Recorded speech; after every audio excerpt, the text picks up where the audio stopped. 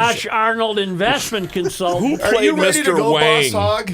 I don't know. Josh Arnold Investment Consultant brings you Garage Logic Podcast number 1710, Feb 5, 2026.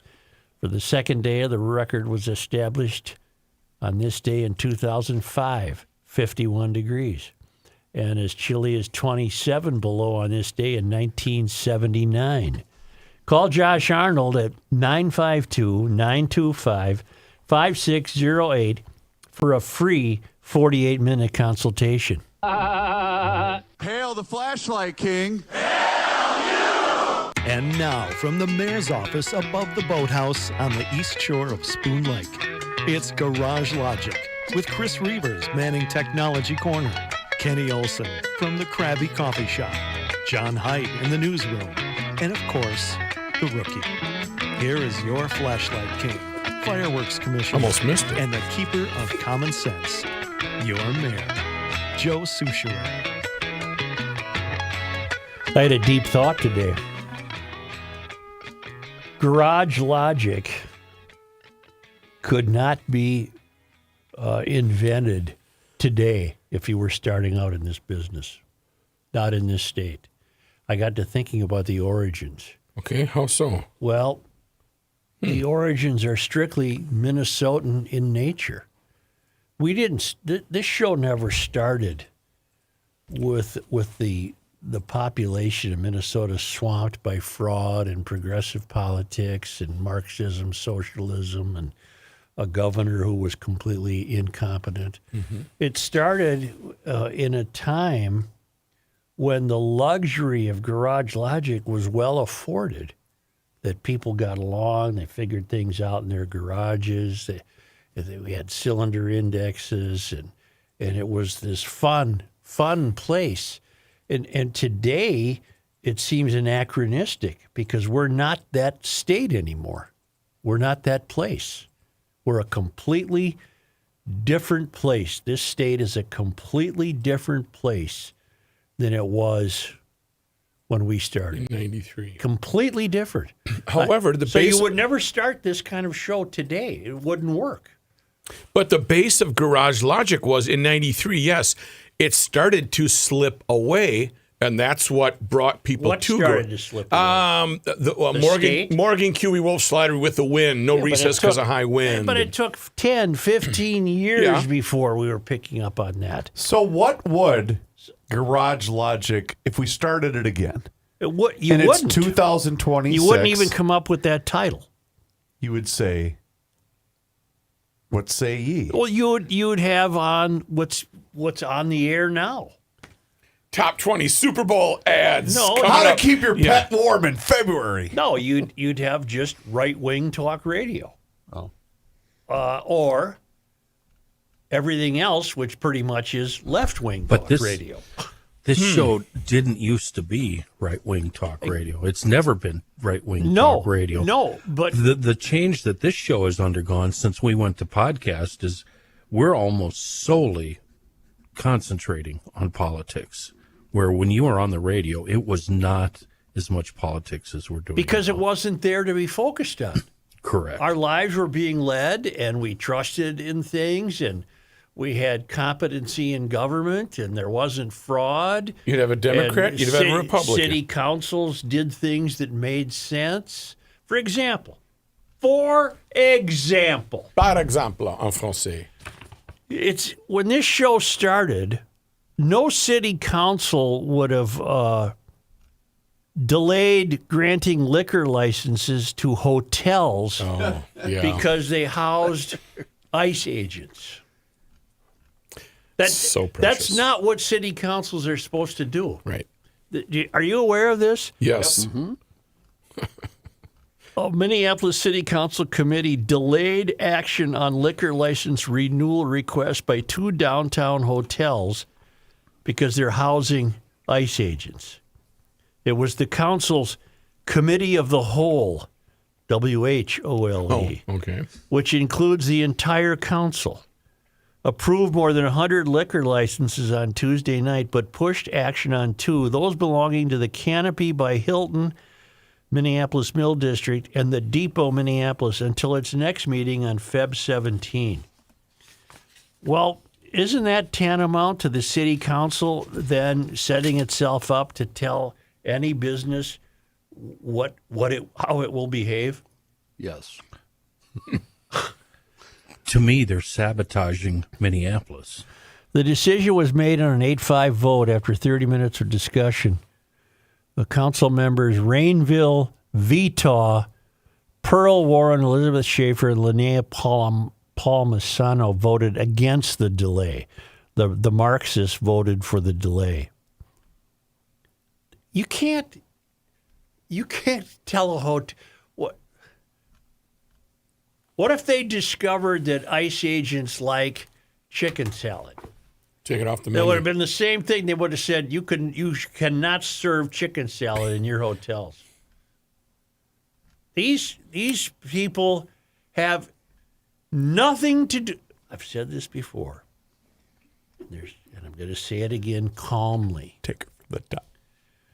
We've elected people who serve nothing in the interests of making the city a place of successful commerce. They do. That is an anathema to them. They don't have a care about commerce. They don't have a care about capitalism. They don't have a care about business. They don't know how business operates. They don't know how property owners operate. They don't understand the whole rental business. They bring nothing to the city that benefits the successful commerce of a city, which is the grease that keeps the whole thing going. They've been doing this for years, and it just gets worse and worse Not every at the year. start. Not at the start of Garage Logic, they didn't. Right, I'm but still clinging to that original point. I'm Garage going- Logic could not be you. If you came on the air today and said we have a show called Garage Logic, it wouldn't work because there is no such thing anymore. So pinpoint for me when it started going bad. Because I'm thinking back to when they started legislating and not allowing stores to sell flavored tobacco and raising the prices of tobacco products within the city limits. I can remember, and Rookie, you might not remember this, but you're pretty good at remembering stuff. Okay. I can remember, and it had to be in the 90s still, but the very late 90s, that the Mayo Clinic in Rochester banned popcorn because the smell was disturbing patients. Now, I happen to have agreed with that, by the way. microwave popcorn. Yeah. Yes, I I remember happen that. to agree with that, by the way, but I said to myself, holy, that's when that phrase, we began a phrase. I was going to ask if you authored the bill. No, we began a phrase, but it was lighthearted at the beginning. The phrase was, Minnesota, the state where absolutely nothing is allowed. Yes. Remember that? Yes. And we were just riffing. We were having fun with the idea that, oh, look at that, they banned popcorn. We didn't know where that was going. Right. So we came up with this phrase, Minnesota's the state where absolutely nothing is allowed. Those are classic T-shirts It was now. a great T-shirt. Yeah. Yes.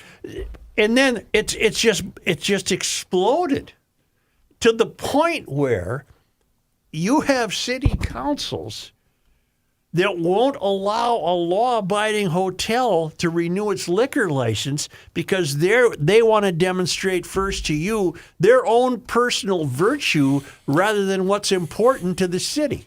Now, live from St. Paul, the capital city of the state where nothing is allowed. How I don't old think It's is the that? Joe virtue- Souchere Show. How old is that? Joe, virtue is not the right word. What is it? This isn't virtue that they're.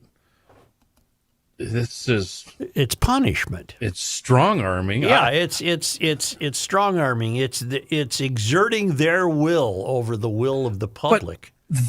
They think they're hurting just the hotel. They're hurting themselves. They're hurting all the residents of Minneapolis. You can't afford not to have booze down there on a hotel They night. don't care because that's not what they're interested in. They're Mysterians. They don't care if the city economically flourishes. That's why they're the wrong people to have gotten elected. And unfortunately, I don't see it turning around. Your liner, incidentally, was Ben Patrick Johnson, state where nothing was allowed, Highland Park grad. So that's probably 93, 94. Oh, no, we came. He was our voice. I know, but the popcorn thing wasn't right off the bat. No, the popcorn thing was in 88.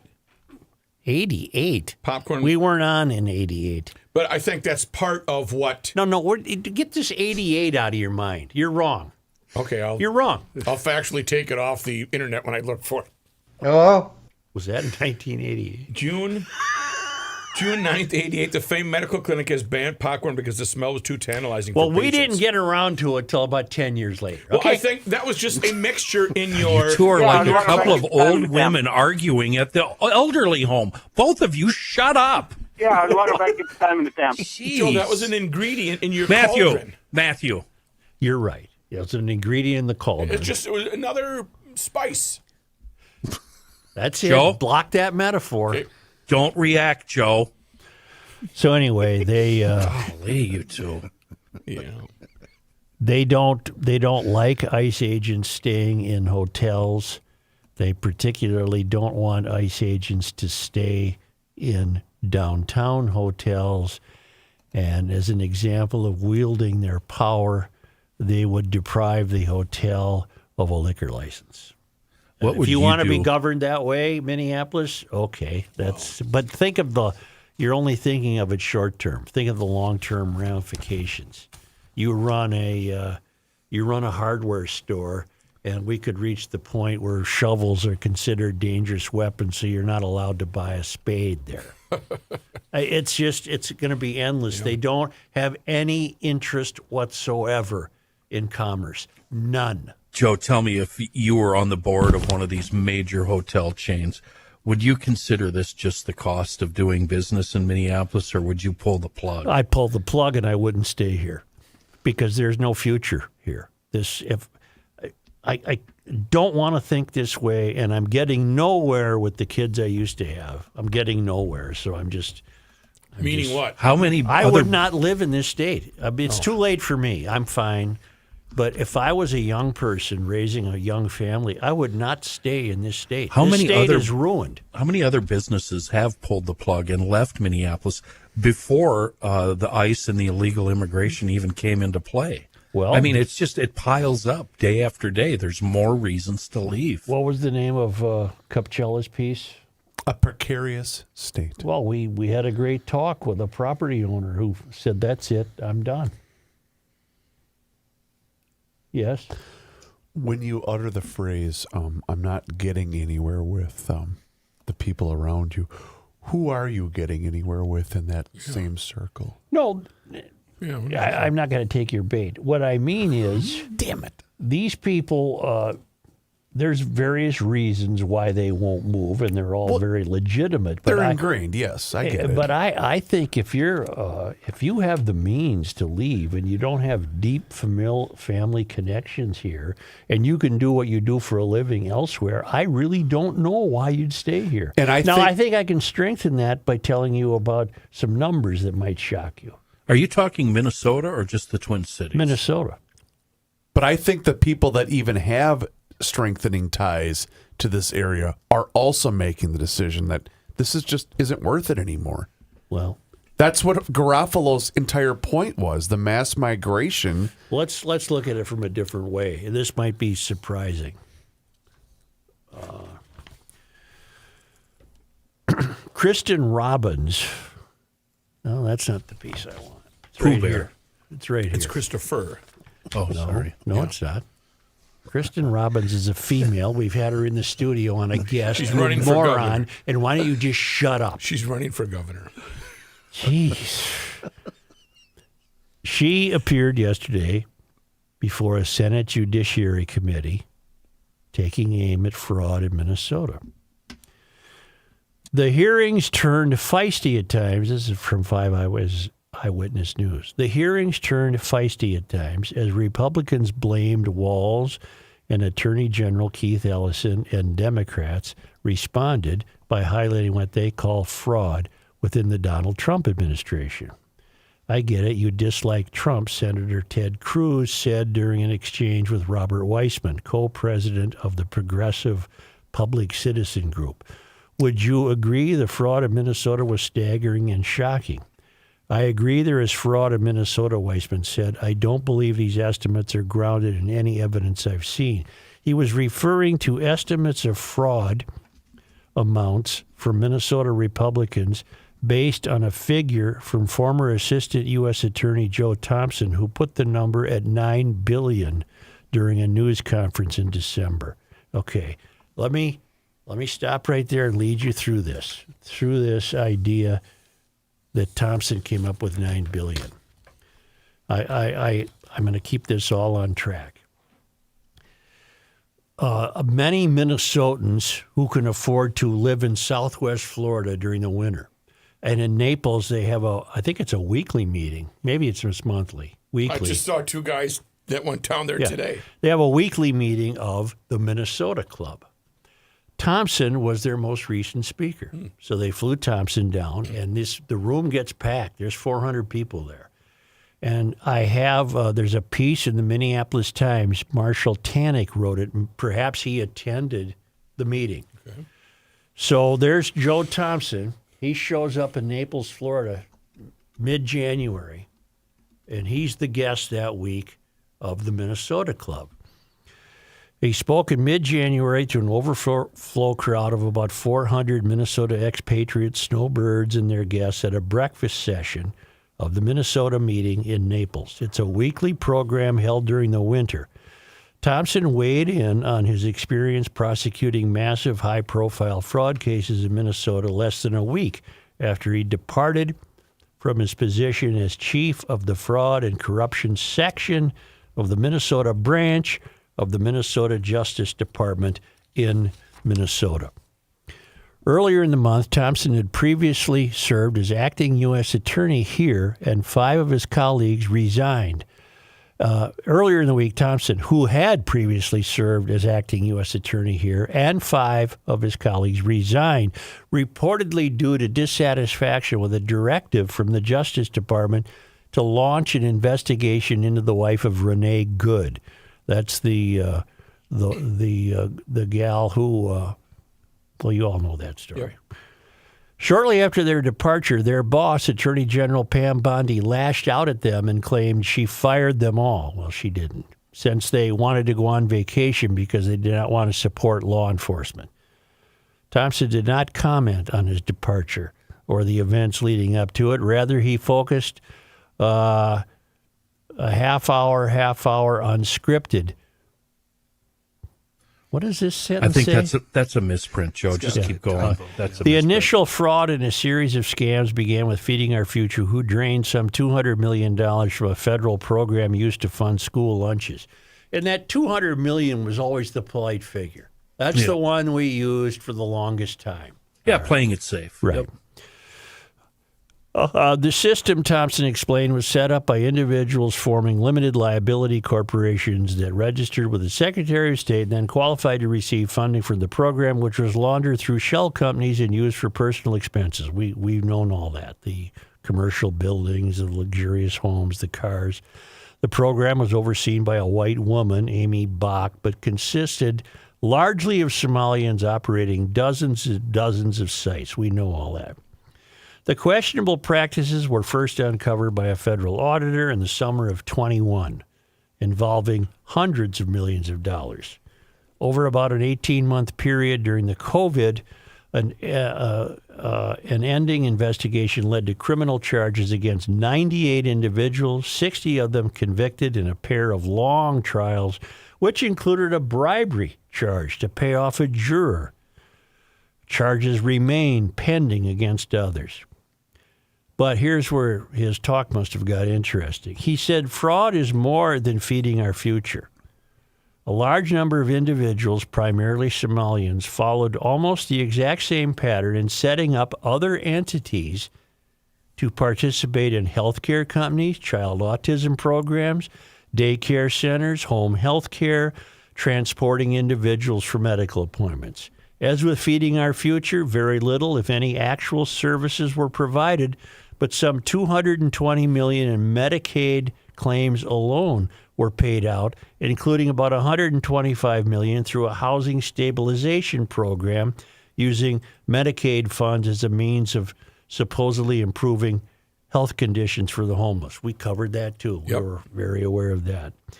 These frauds, which were still being investigated and prosecuted by Thompson and his team when they left, were striking at the very core of our state, he said. He lamented. Now, you got all these fortunate people sitting there thinking, God bless it, I'm glad I'm sitting down here in Florida, right?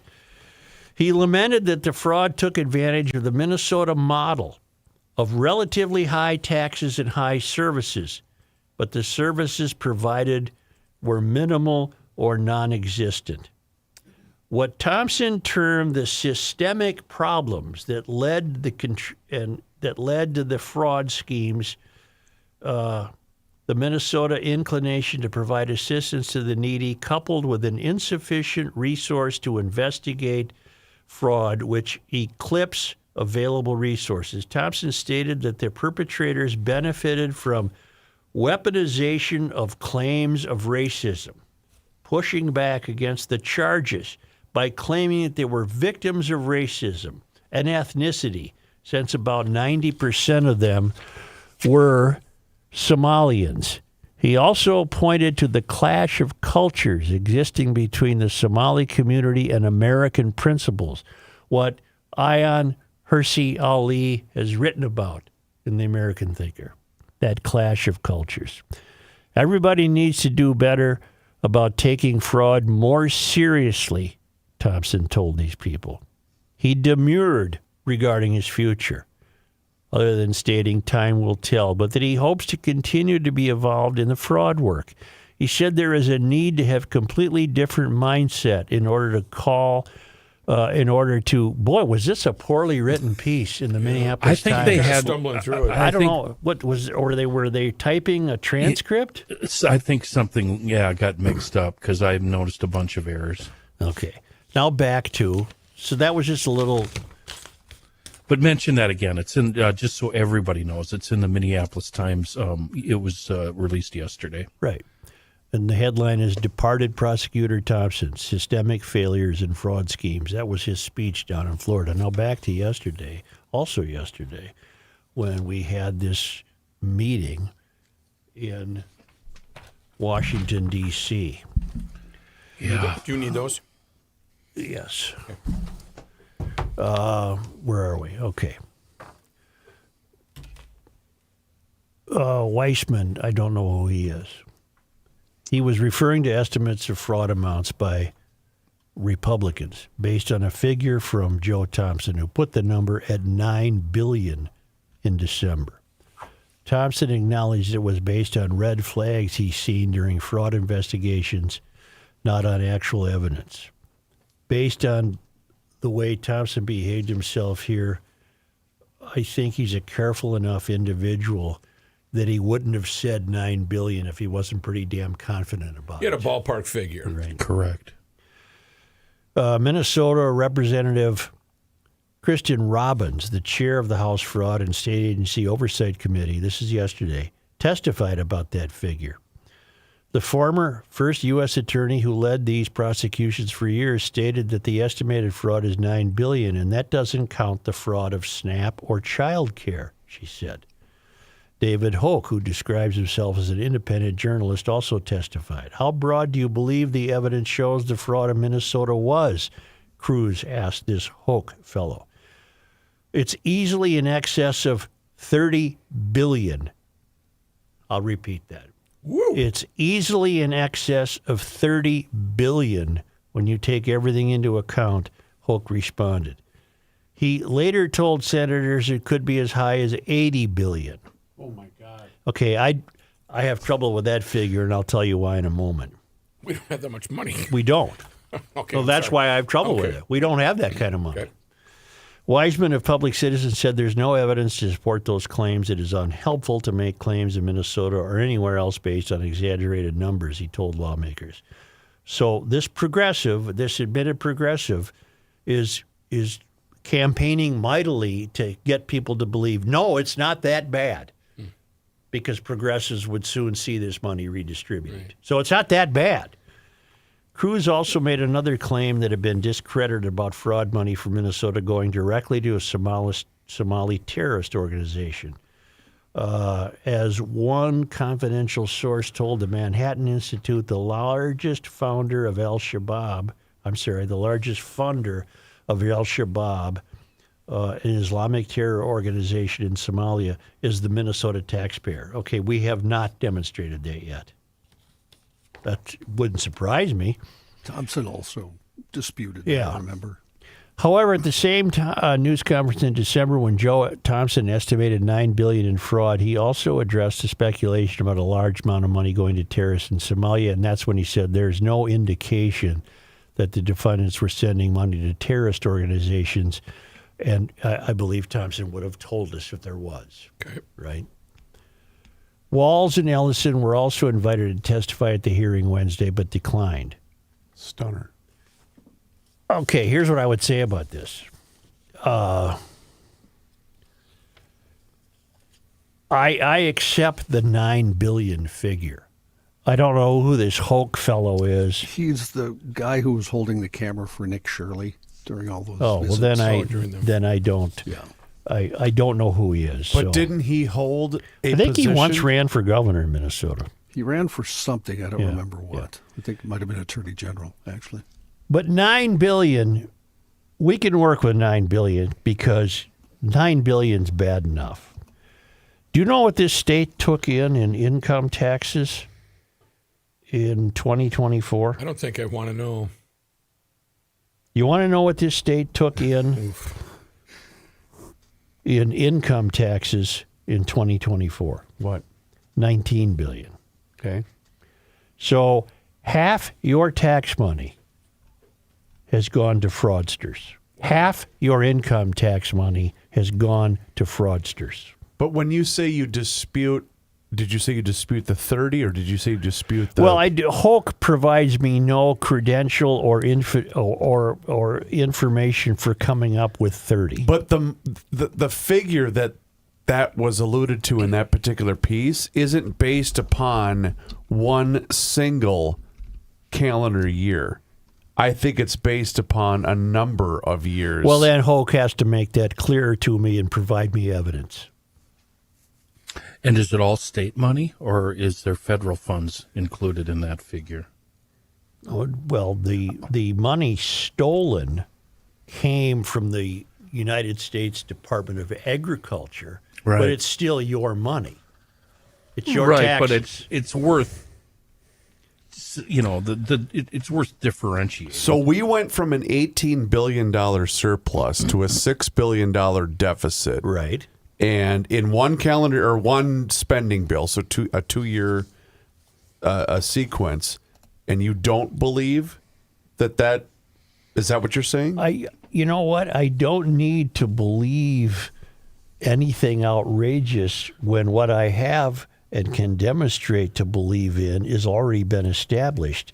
And what's been established is bad enough without me saying it's $30 billion. We don't need hyperbole. That's when what the I'm facts- saying. I don't need Yeah. hyperbole. The facts are bad enough. Yeah. And I'm getting my tax figures from the Minnesota Department of Revenue.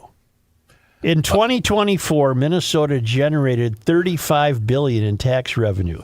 So if we wanted to engage in your hyperbole or Hoke's hyperbole, we generated just about enough money to cover all the fraud in Minnesota. Let me just amend. I'm willing to believe it if you can prove it. Yeah. Yeah. I'm. The state I'm not- is so destroyed by walls that it wouldn't won't be surprise surprised. me. It won't surprise me. right. But right now, it's silly to go there because we have no evidence. Thank you. Yeah. Income taxes contributed the largest share of this revenue at $19.1 billion, followed by sales and gross receipts taxes totaling $13.6 billion.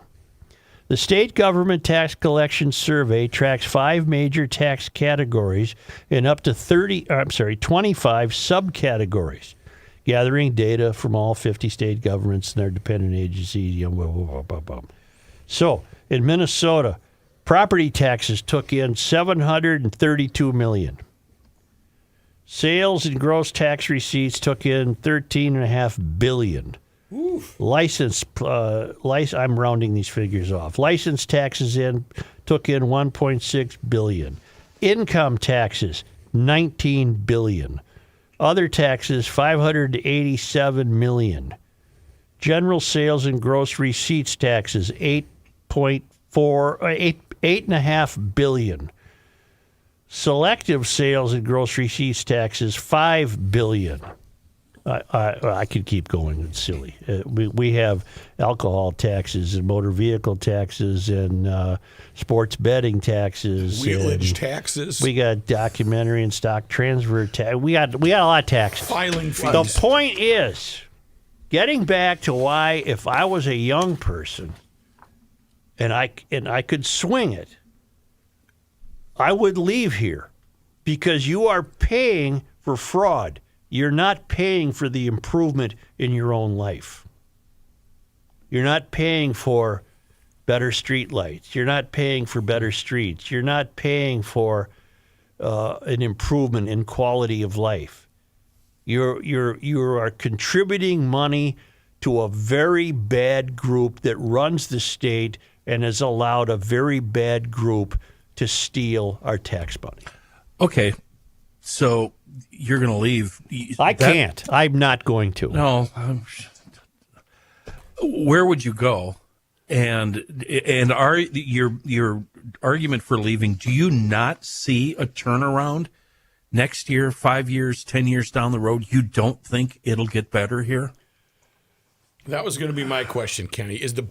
Where does the buck stop? Because it's out there now. No, I don't in the short term, and I'll tell you why. I don't see the opposition taking a strong stand against this. For example... Who's the opposition? Well, Republicans. Okay. Tim Pawlenty, for example, had an editorial in yesterday's Star Tribune that was virtually meaningless. It was absolutely meaningless. It was milquetoast, watered down nothingness. He doesn't name names. He comes up with bromides. Oh, we've all got to work together to stop this. He could not have disappointed me more with such a pathetic attempt at being what I would call the opposition to what's happening in this state. But we'd love to have you on, Tim. No, I don't. Tim was. I love Tim. I know him, but that was You're ridiculous. Just saying he needs to be. It should be more aggressive. He was weak. It was nothing. If that's your opposition, Arnie was Tim, more aggressive, is what you're saying? Arnie Carlson is very aggressive, but he's Came on the 400 show. years old and lives in Florida. I mean, He got the memo, too. God bless you, Arnie. I know you're not 400. You know what I'm doing. My 90. point is, I don't see any opposition to this. And if Lisa Dameth, the front runner, doesn't get aggressively vocal about what should be gotten aggressively vocal about is not Trump. What should be gotten aggressively vocal about is the ruination of this state and how she can fix it. Well, Lisa's got two problems. The first one is she needs to bring the Republican Party together. And you say, you keep saying that does not include Trump. You have to distance yourself from Trump. That's my contention. I think that she's got to group the Trump supporters, the people that love Trump, in with, and I hate using this term, but I will, the rhinos, which we've all been accused of being rhinos. We need to bring these two groups together and fight as one and take care of this. And then she's got to, like you said, turn the state around, the ruination, She's got to fight that. But, Joe, I don't see her doing that without bringing all Republicans together. If the presence of ICE in Minnesota does not tell you how Minnesotans regard Trump, you cannot read the room.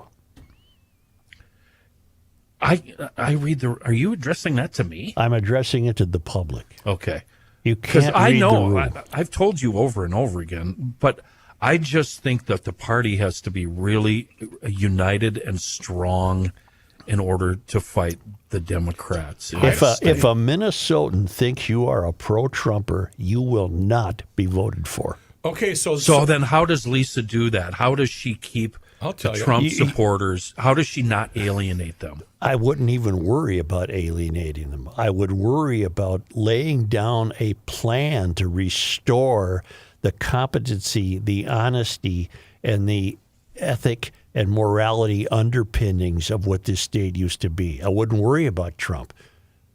Minnesota's problem, and she's got to address what's happened here. Okay, you're Lisa, and every single reporter for every news outlet in this state is going to ask her the Trump question. How do you ignore that? And every time she's asked that question, she has an opportunity to remind people what the real problems are in Minnesota. Boom, bingo, good answer.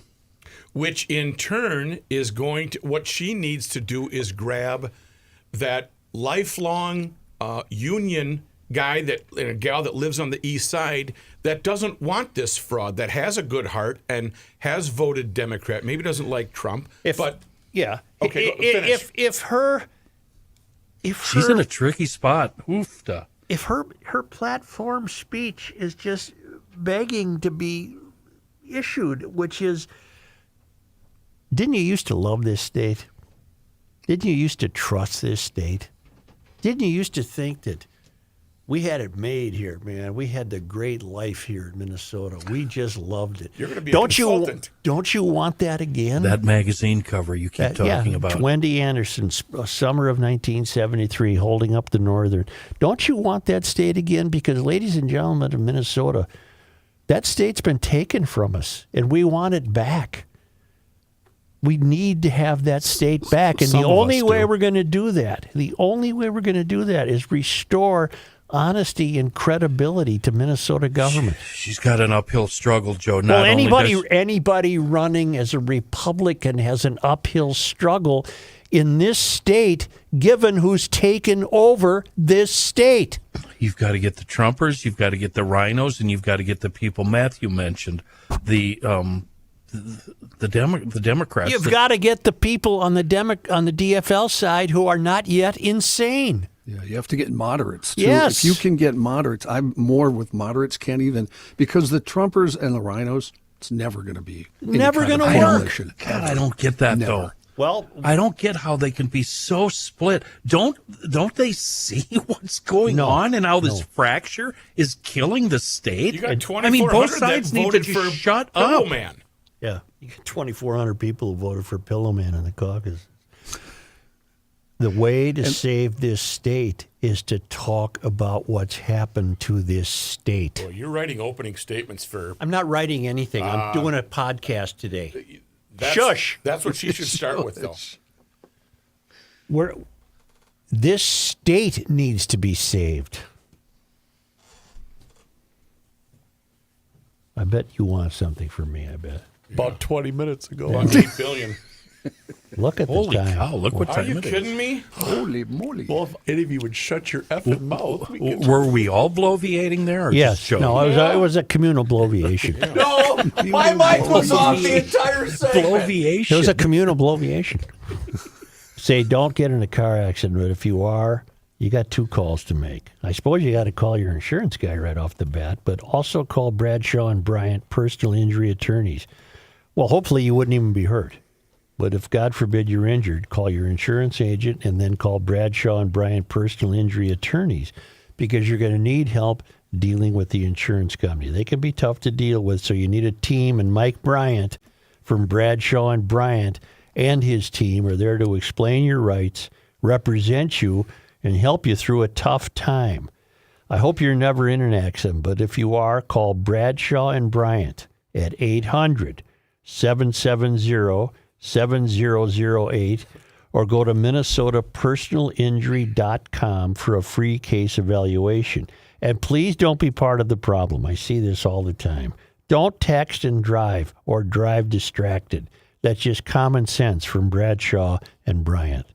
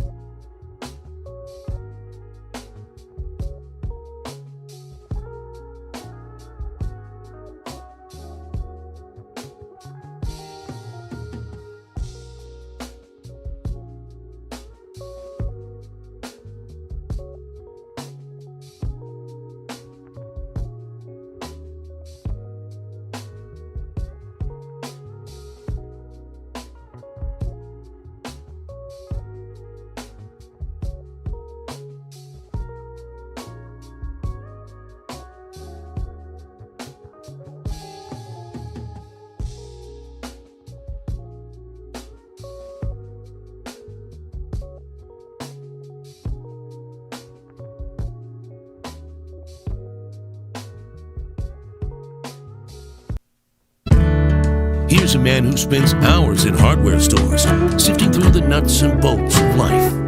Joe Souchere. Hofferman water. Wait. Christ's Got sake. something to say. Oh, listen to this. This needs to play out. I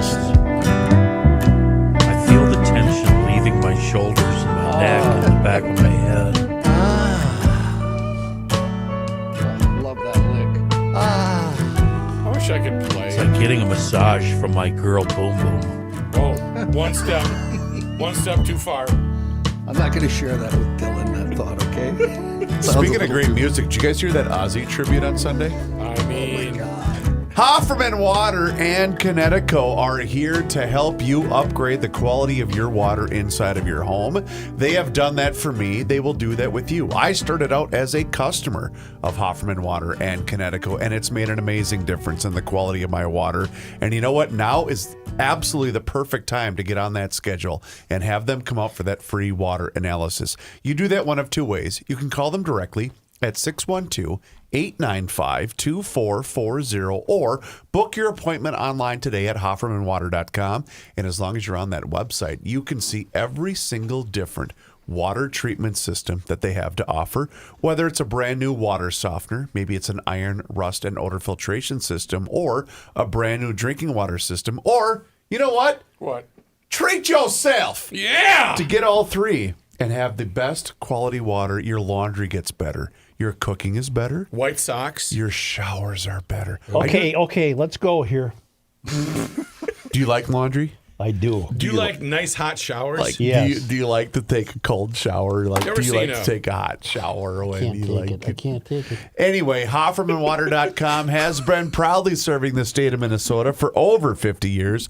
Please do me a favor and mention that you heard about them here on the Garage Logic podcast. Johnny High, take over. Thank you, Joe. you This got news 2 is minutes, John. this news. Chris, check your phone. Yep. Is brought to you by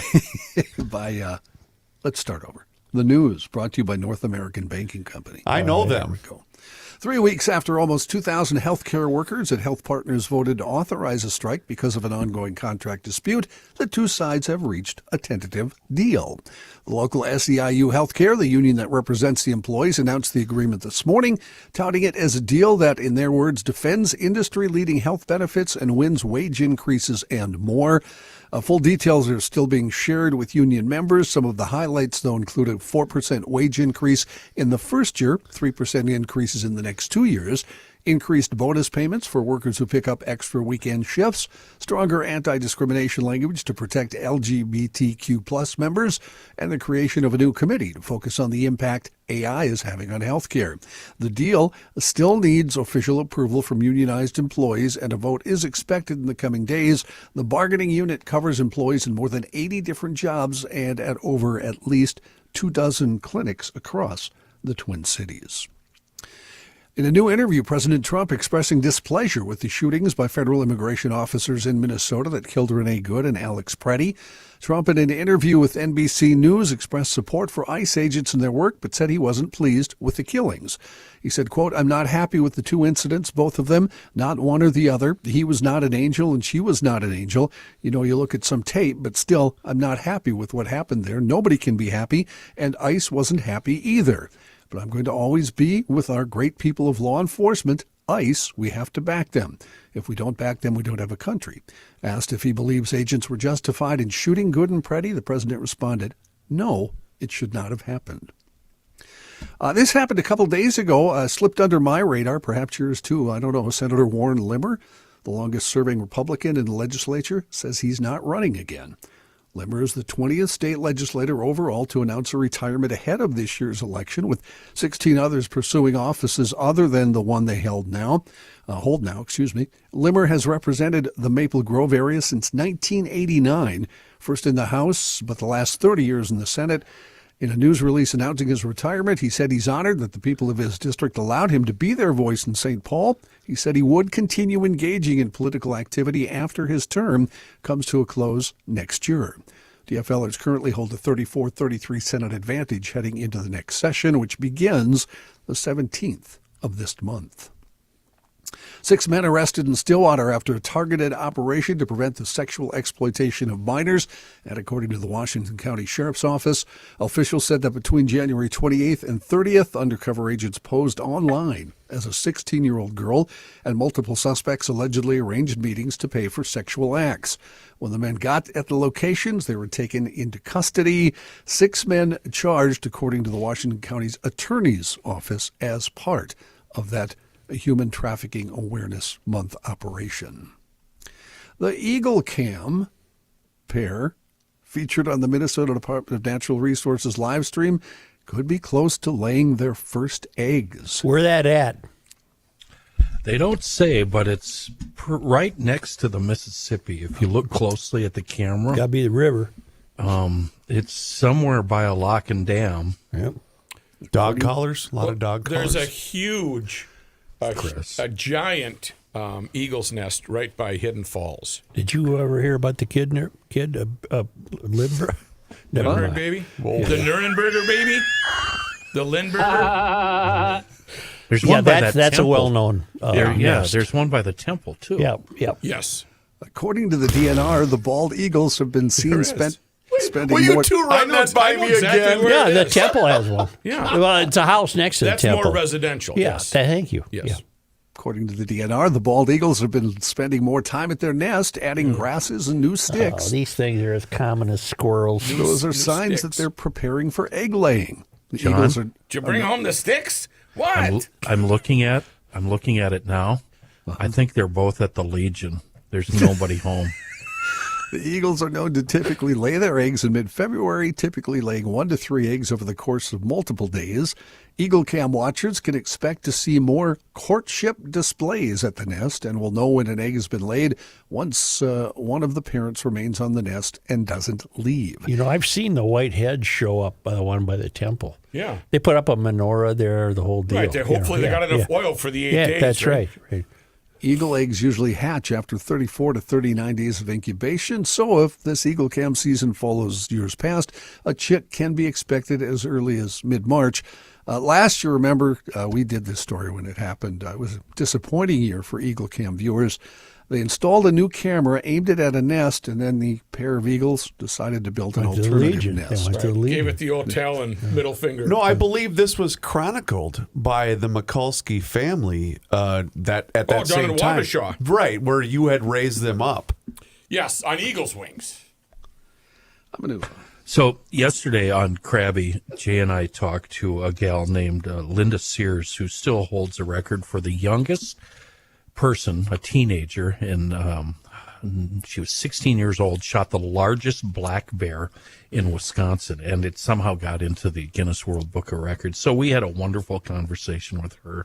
But the end of the show, I think things kind of took a sad left turn, and we started talking about eagles snatching little puppies and little dogs. No, that's not And good. Jay related a story about how a little dog was snatched up, and when the eagle grabbed it grabbed it so hard with its talons that its head popped off. Oh, Boy, that's quite a grip. And this, unfortunately, the two very immature hosts, Sure. we devolved into laughter and giggling and crying, and it was a fun show, but it kind of ended on a sad, disturbing note. The fill-in producer of that show did not laugh, so I just want to make that. Yeah, I just want to make. And then, of course, I had my own story, which didn't help matters. And I don't know, maybe I should just issue an apology right now. I truly love dogs of all sizes. Mm-hmm. Okay. Noted. I saw. What are the other birds that pick up animals? We call those falcons or hawks. Owls. Hawks. No, Owls. it was a hawk. It was a hawk. Raptors pick up animals. I watched a Pterodactyl. hawk. I told you guys this story. I watched a hawk pick up a squirrel. It was one of the most amazing things I've ever seen. We had But the squirrel didn't like that. The squirrel hated it. The hawk flew away with it.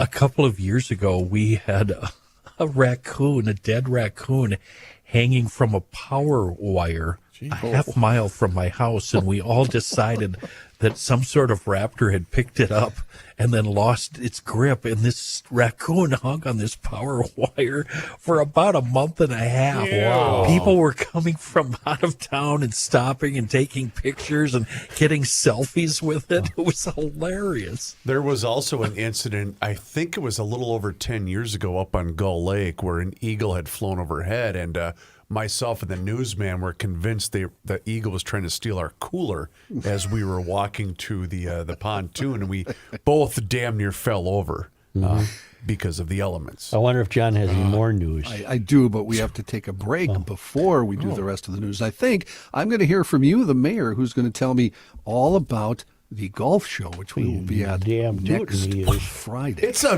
week from Friday, Joe. Week from tomorrow, Feb 13 through the 15. Put those on straight. Yep, at the Minneapolis Convention Center. Looking good there. The 2026 North American Banking Company Minnesota Golf Show. You got the long putt contest. You can win $100,000. Are you a good putter? Not too bad. Okay. Part of Try his the game. latest. working You on know his what? game. No, I'm not. I'm not any good. You're better Try than us. you gotta try the latest equipment, get great deals on golf apparel, get some lessons.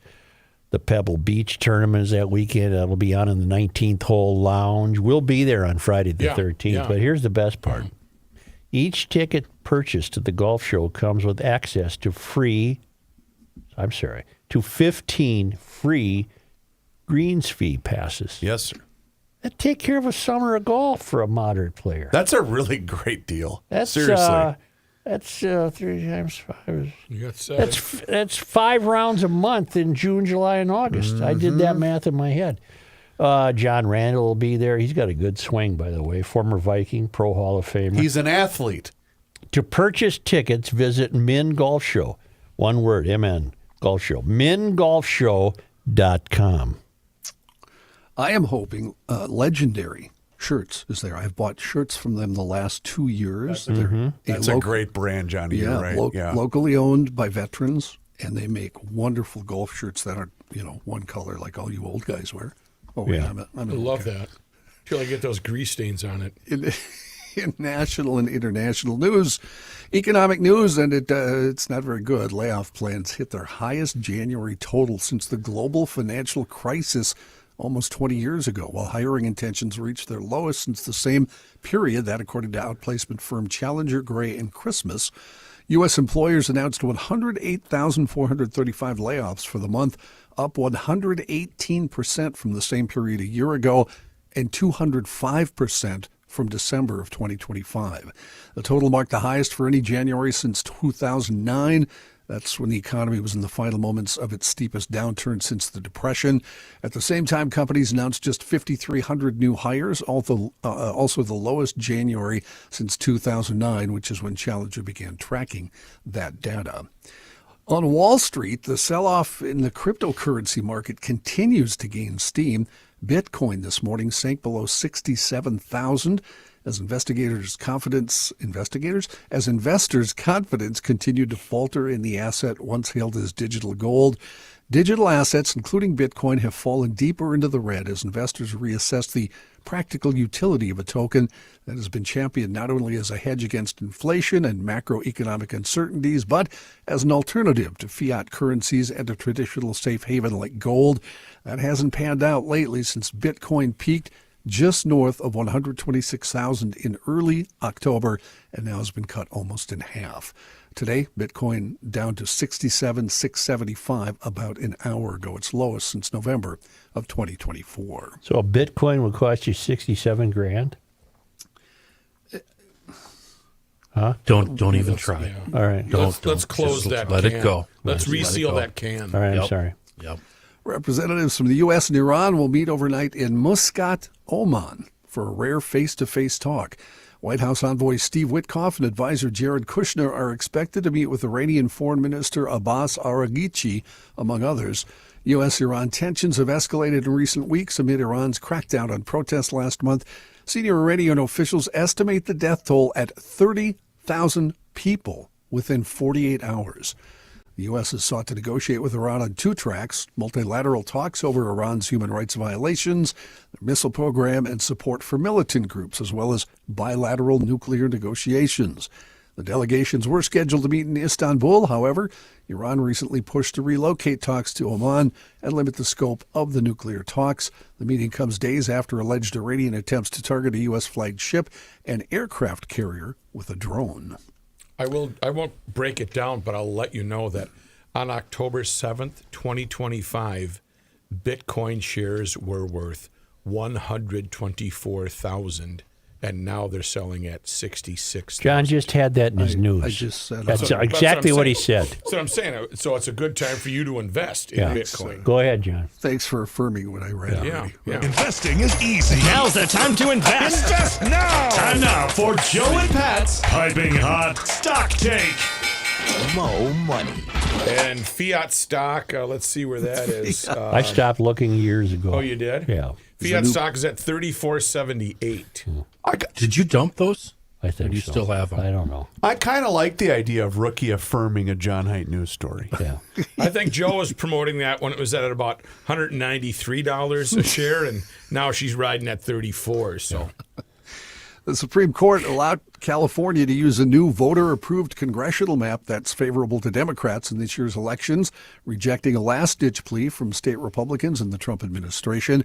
No justices dissented from the brief order denying the appeal without explanation.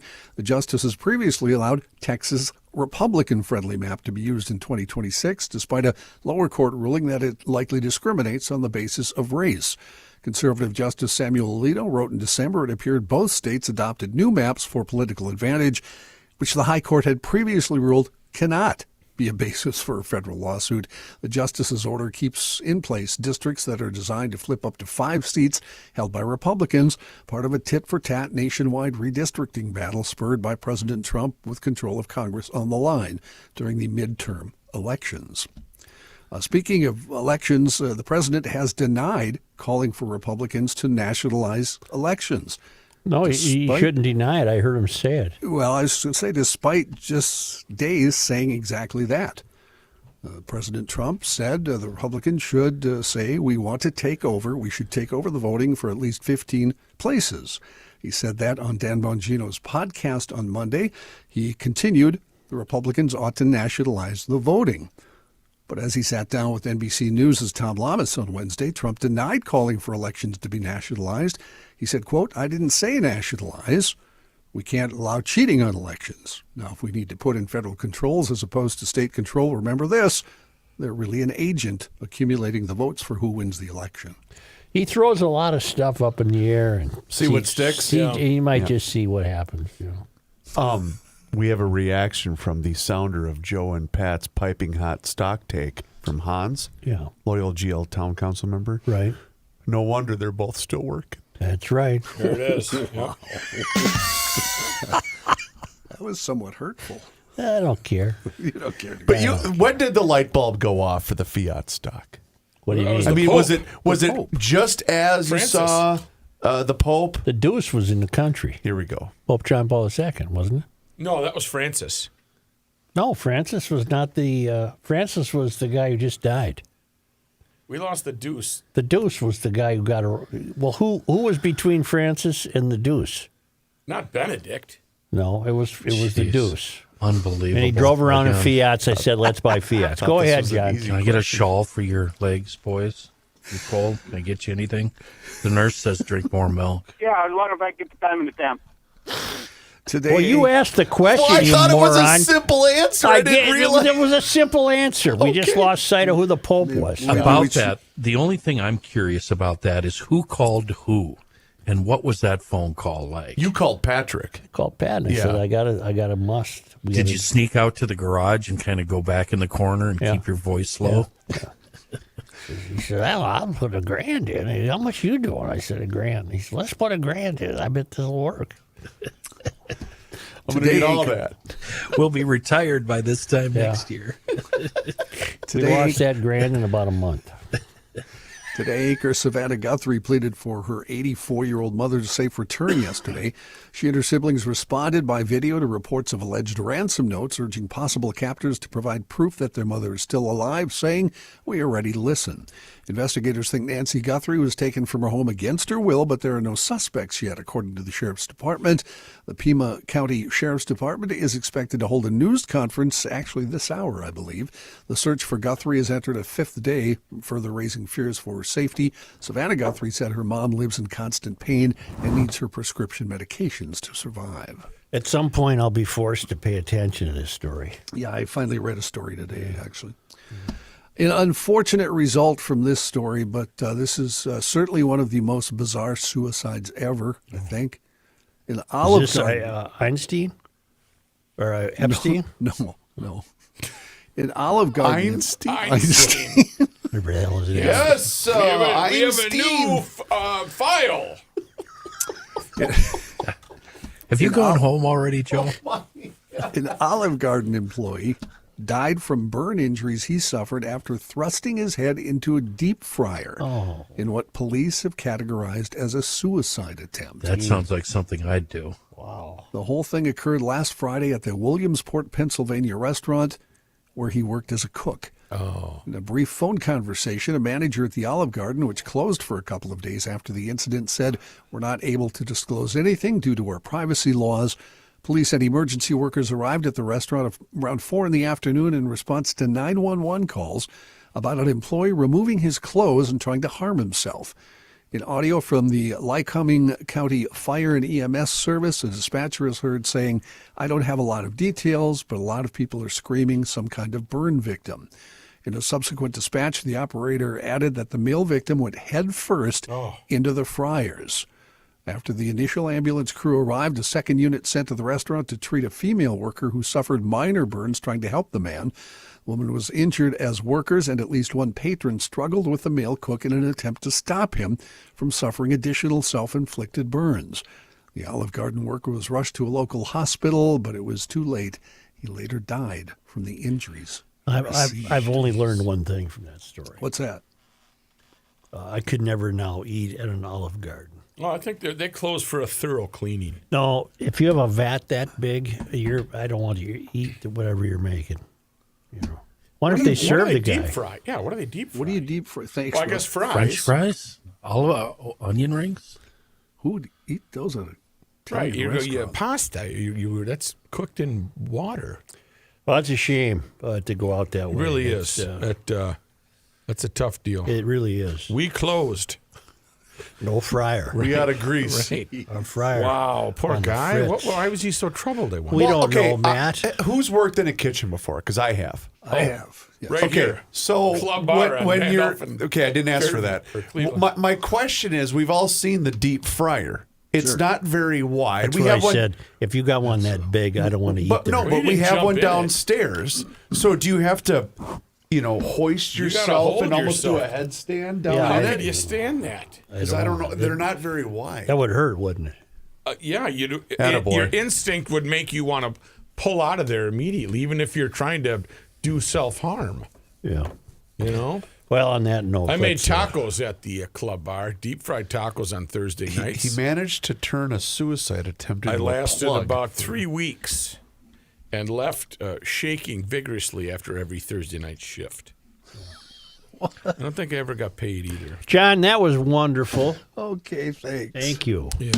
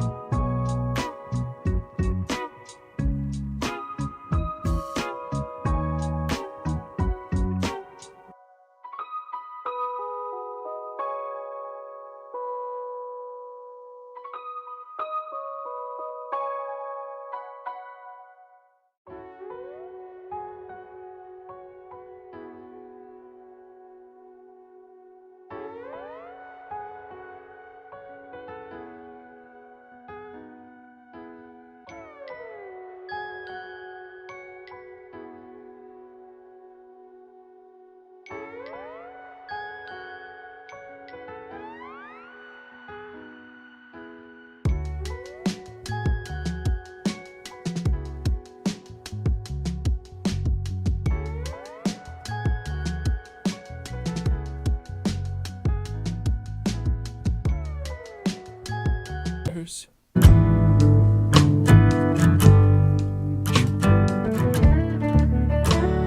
The earth is not your mother.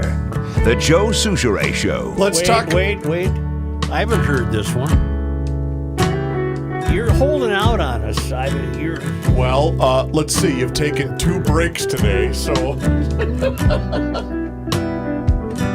Just a minute.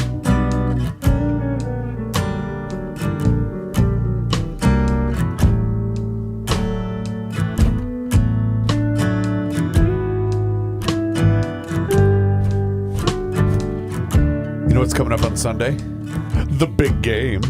So stock up on the best handcrafted snacks Time made out. here. Let me interrupt you. You go, Part please. of my dad's Christmas present was I went to We Are Nuts on Vandalia. Yep. And I got those are delicious peanuts, but I got him milk chocolate almonds. And when he opened that up, you would have thought I gave him a bar of gold. He stopped, he looked at me, and he said, "These won't make it until Did Sunday." he eat the whole jar? I'm sure he did that the night. But he was so excited. The nuts are great, but the candies are absolutely, they wind you right up. Joe's signaling that he wants to hear more about I think this. he's a windmill.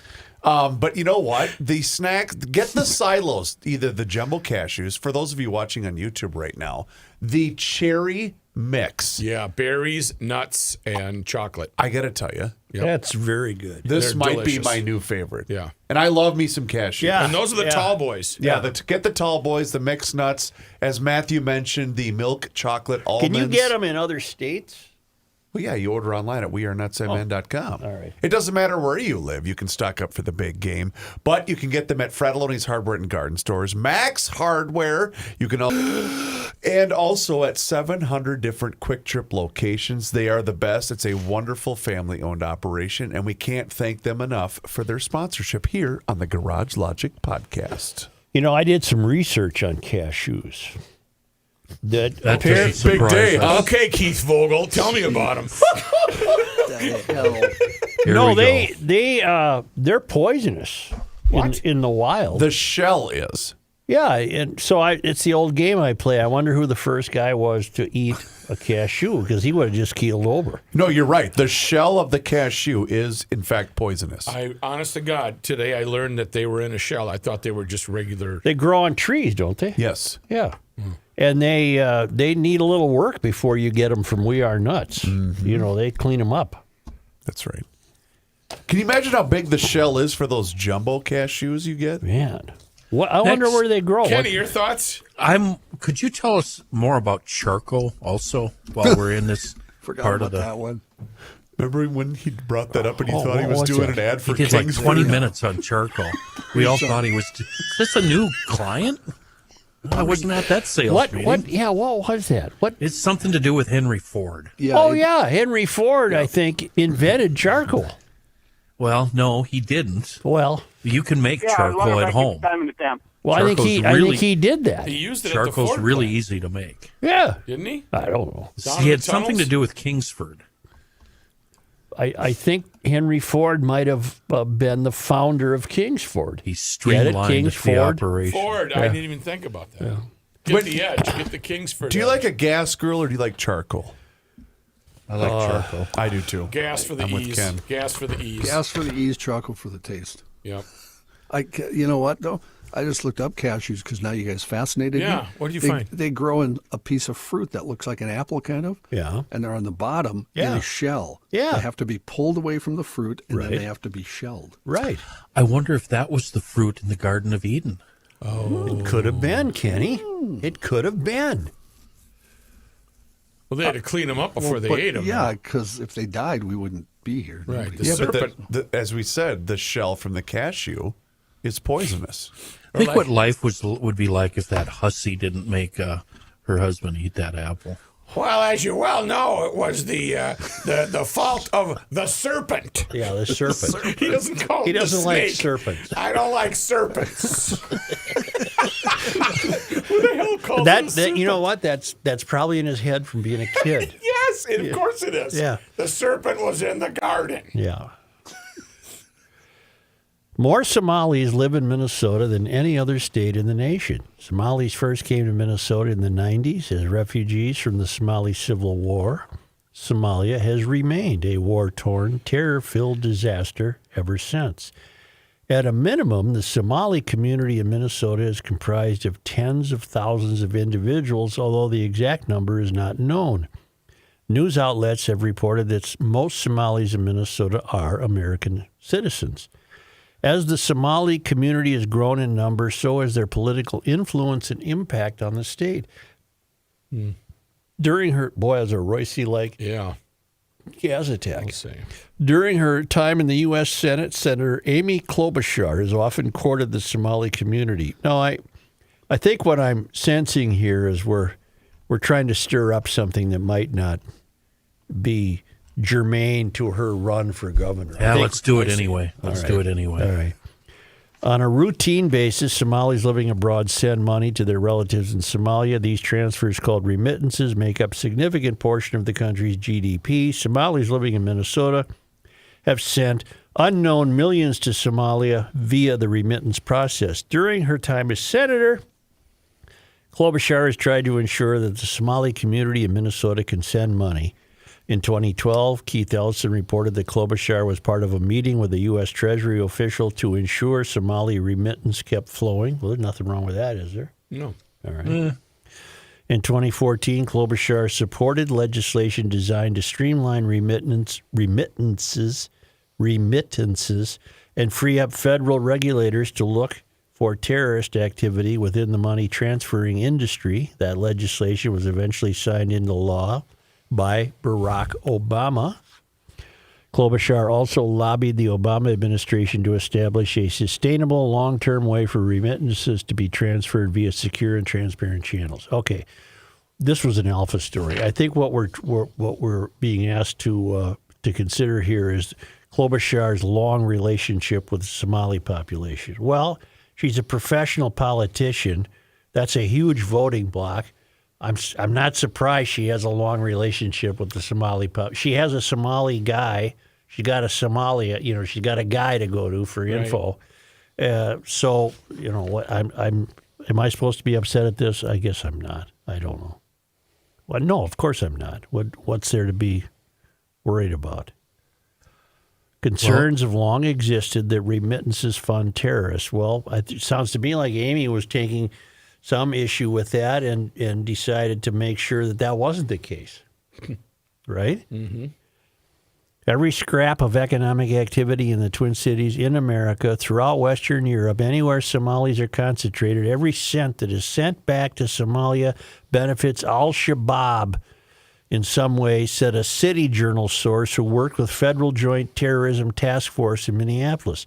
For every dollar that is transferred from the Twin Cities back to Somalia, al-Shabaab is taking a cut, the City Journal source added. All right. During her time in the Senate, Klobuchar has reported the continued extension of temporary protected status for Somalia. In 2018, Klobuchar co-authored a letter to the Trump administration which urged for another extension of temporary protected status for Somalia. All right. Under the Biden administration, TPS for Somalia was extended again. Klobuchar celebrated that development. I welcome this redesignation of Somalia for TPS, which will allow Somali people in Minnesota and across the U.S. to continue living, working, and succeeding in our country, she said. As an early supporter of the legislation to provide these immigrants with a pathway to citizenship, I will continue to fight for reform for our immigration system. Well, again, I'm not seeing a big problem here, but Amy needs to be asked about the fraud.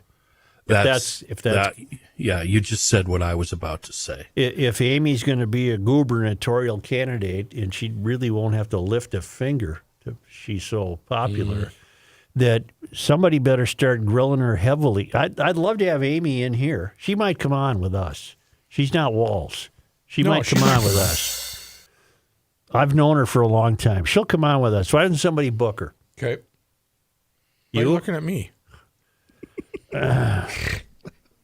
We'll see what I can do. In recent months, I mean, if it's ill-gotten gains, we need to have a talk. Klobuchar is running for governor and pledging to bring an end to the fraud that has occurred in government programs. Doing so, however, will require her to police a community that she has long supported.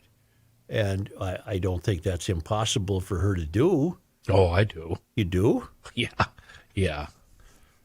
Well, maybe I'm guilty of cutting Amy too much slack right off the bat. I don't think she's a crook.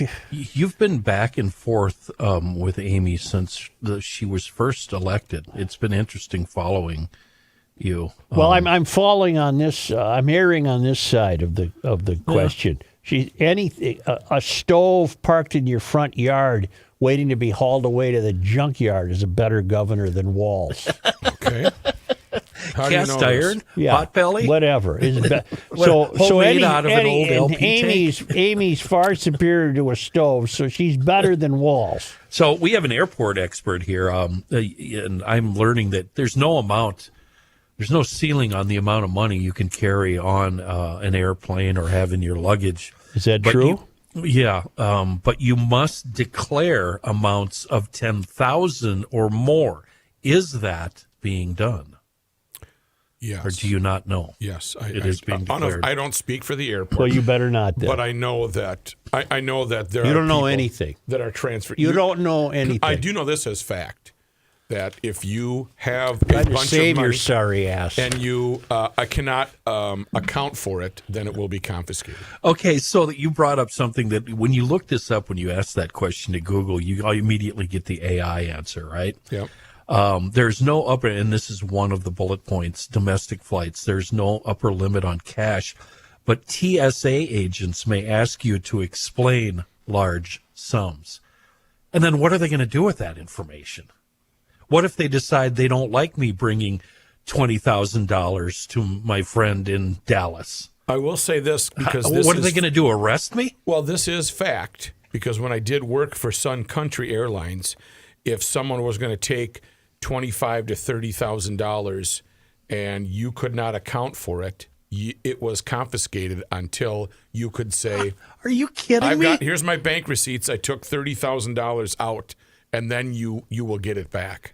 If you can account for it, however, if you can't, they're going to take it. So when Joe Souchere, who never uses a credit He card, only carries $50,000. when he goes on vacation, I'm guessing he's got a big giant wad hidden somewhere on his person. You'd be correct, but not $50,000 for God's sake. No, it's more like 45.